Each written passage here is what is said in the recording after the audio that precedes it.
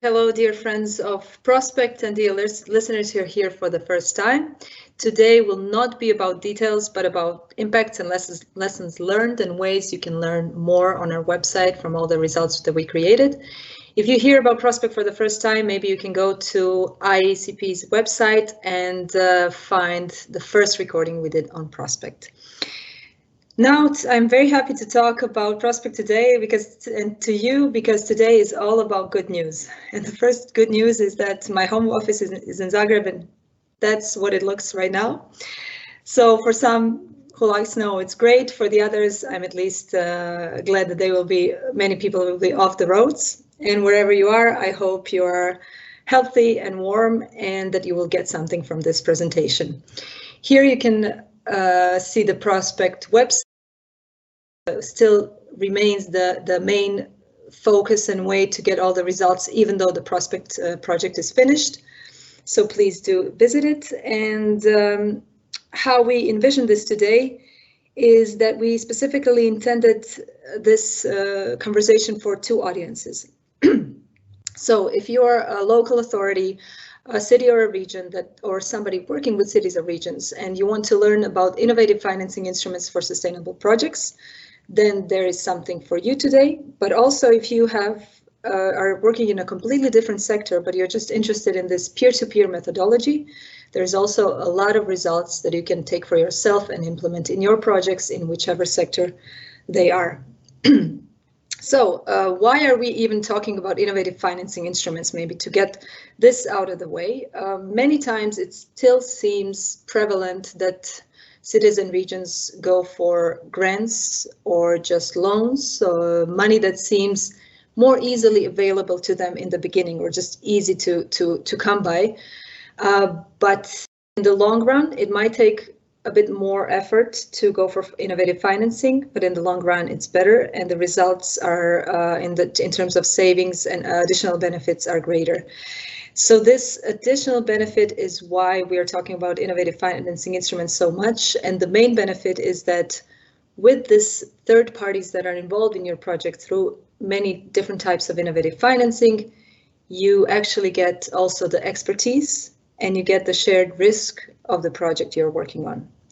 So we encourage everybody to browse through those methods, and let's see some of them here on our website.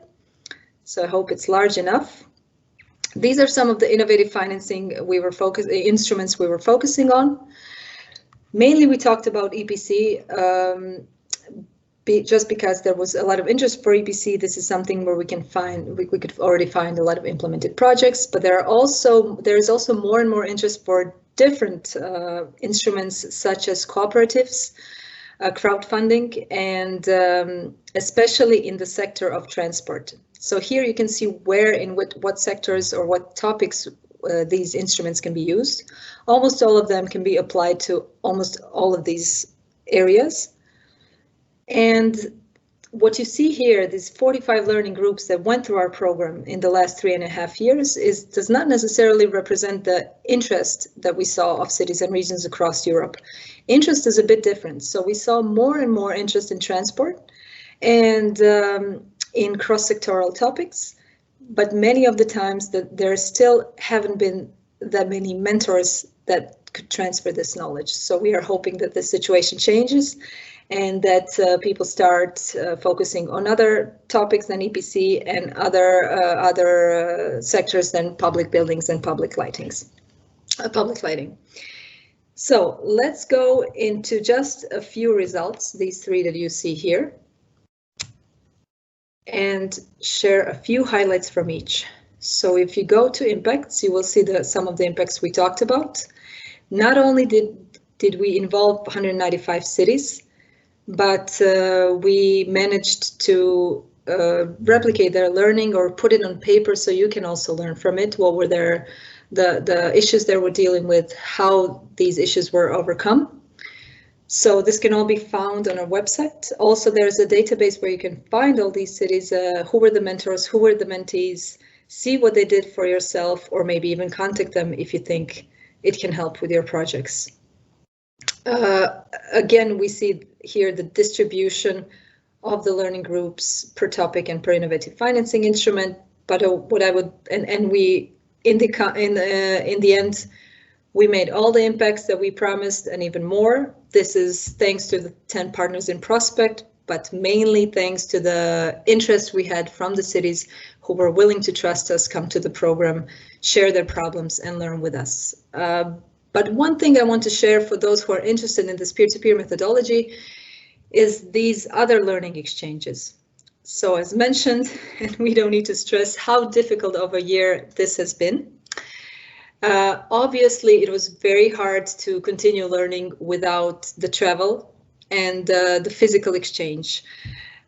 This might not be the best way to have to travel and meet each other, but still is the way that's perceived. Let's say this travel is perceived as an award and people just share better over foods and coffee and tea. So we sat down in the last months of Prospect and thought about what can we do to still give some support to the most motivated mentors and mentees. So what we did is that we offered some guidance in terms of our materials and of some budget for the organization of the meeting to those mentors who were willing to find cities near them. And they took the risk to see if the epidemiological situation is good, and when it was good, they met in person. I can happily say that nobody got sick from these meetings, everybody stayed healthy, and the result was that we engaged 6 additional local groups and 66 different cities and regions through only those 6 meetings that took part in this different methodology. And all of this was done now in September. So we managed to kind of overcome this difficult travel situation, and maybe that's something you can also do or try in your projects. And now to go to the 2 other booklets or brochures I want to show you. The first one, needs assessment. This is for those who are actually interested in the innovative financing instruments and how to replicate them. Here, per each of the 5 topics, you will find examples of real cities. What was the methodology, what they learned, and how. And of course, it will guide you to other places if you want to learn about all of this in more detail. And the second one is replication. So as we said, we are done with Prospect, and maybe you cannot travel with us anymore, and you cannot use this experience that the 200 cities or 195 cities had. Hopefully there will be additional way to do this in the future. We are hoping for that, but until this comes, you can use all these materials. So in this one called Finance Your Sustainable and Climate Action, you can see specifically the methodology we used per topic and per financing instrument. So again, not only do we offer breakdown of the methodology of how we created this learning, for example, how we did the needs assessment, how we knew what are the problems that we need to work on, and how we shared in the end, how we made sure that in the end, after the project is done, it is not only the mentor sharing their experience and the mentee being a listener, but making sure that the mentee knows what are the exact steps to take forward, the learnings to take with them on their journey to actually implementing the projects they're working on. So these are just 2 simple brochures I showed you, plus the impacts. And if you want to learn more, best to start with the library. You have a Mentors Corner here. This is about all the mentors. But we can consider all of our mentees to be mentors once they have been done with the project. So feel free to go through our participants database. You can learn now from each and every one of them on what they the projects they implemented on their journey. This is a very interesting result called the decision matrix. So let's click on that just for a second. And maybe I would like to leave you with this. If you try out only one thing and you are interested, you have an actual project that you want to implement, start with this easy tool that we created that gives you self-assessment of which specific innovative financing schemes could be best adapted to the project you're working on.